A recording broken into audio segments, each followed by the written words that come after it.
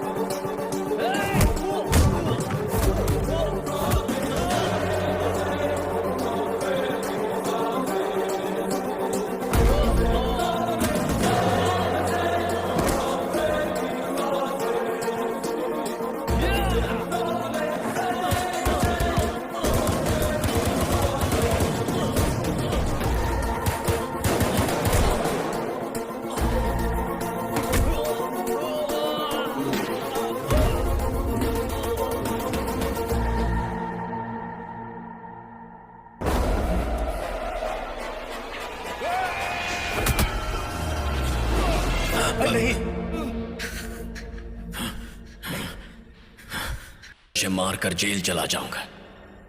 मेरी aunty minister बनेगी तो मैं बेल लेकर बाहर आ जाऊंगा। यह ऑप्शन सिर्फ तेरे पास नहीं है, मेरे पास भी है।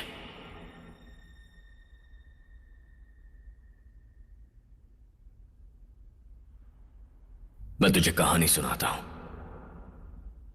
एक किसान के पास जमीन थी, पर इतने पैसे नहीं कि किसी को काम पर रख सके। इसीलिए उसकी बीवी को काम पर जाना पड़ा। उसकी 6 साल की बेटी थी जो छोटे बच्चे को संभालती। बच्चा रोने लगा तो लड़की उसे कड़ी धूप में लेकर गई। शायद उसने सोचा इससे बच्चा ठीक हो जाएगा, लेकिन बच्चे को बुखार हो गया। उसी दौरान इलेक्शन की वजह से गांव में दंगा फसाद हुआ। ऐसे में तुम बस कहां ढूंढोगे बाल रेड्डी? सरकारी हॉस्पिटल 10 किलोमीटर दूर है। बच्चा पहुंचा तब तक देर हो गई थी। डॉक्टर भी कुछ नहीं कर पाए। उसके मां बाप उसके गम में बहुत रोए। अब इसी कहानी का दूसरा वर्जन सुन। एक किसान के पास थोड़ी जमीन है। जमीन पर बिजली पानी की अच्छी सुविधा है।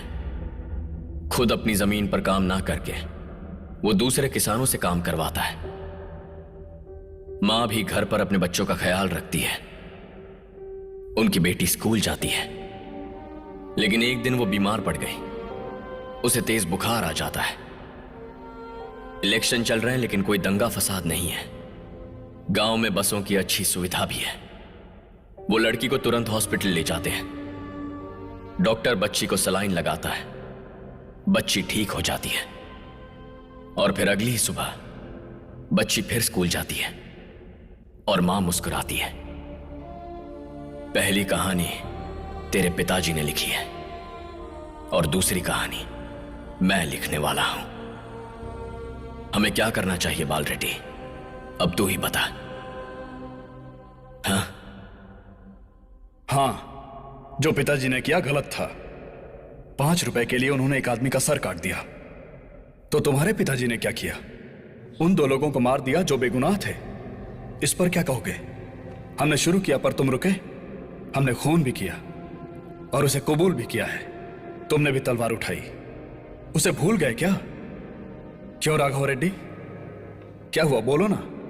हाँ, आई एम सॉरी।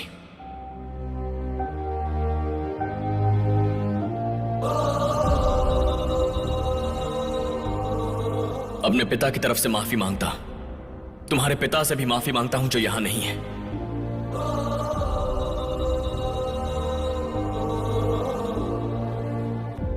जब फसाद हुआ तब अगर हमारे पिता ने साथ मिलकर बात की होती तो आज गांव की हालत कुछ और ही होती। कम से कम वो मौका अपने बच्चों को देते हैं। इस शांति की कीमत क्या है? 5 साल, एक एमएलए और एक मिनिस्टर। ठीक है, मान लिया। मैं नहीं लड़ूंगा, तुम ही जीतोगे। तुमने ये डिस्कशन पहले क्यों नहीं किया राघव रेड्डी? पिछली बार तुम अपने लोगों के साथ एक गाड़ी में आए थे, तब मैंने डिस्कशन किया। इस बार 4 गाड़ियों में आए हो, इसीलिए मैंने लड़ाई की। जिसमें लड़ने का जिगरा ना हो, शांति की बात नहीं करता। मेरा फोन नंबर उस कार्ड पर है, मैसेज कर देना। अगर तुम्हारी हां है तो एमएलए बनने के बाद मैं तुम्हारे पिताजी से मिलने आऊंगा। अगर ना है तो तुम इस दुनिया के किसी भी कोने में जाकर छिप जाओ, मैं तुम्हें नहीं छोड़ूंगा। हिमालय के पीछे सिर छुपा लो या कन्याकुमारी से समंदर में डुबकी लगाओ, राजस्थान के रेगिस्तान में छुपो या बंगाल की खाड़ी में छुप जाओ, मैं तुम्हें ढूंढ निकालूंगा और सर धड़ से अलग करूंगा। चलता हूं।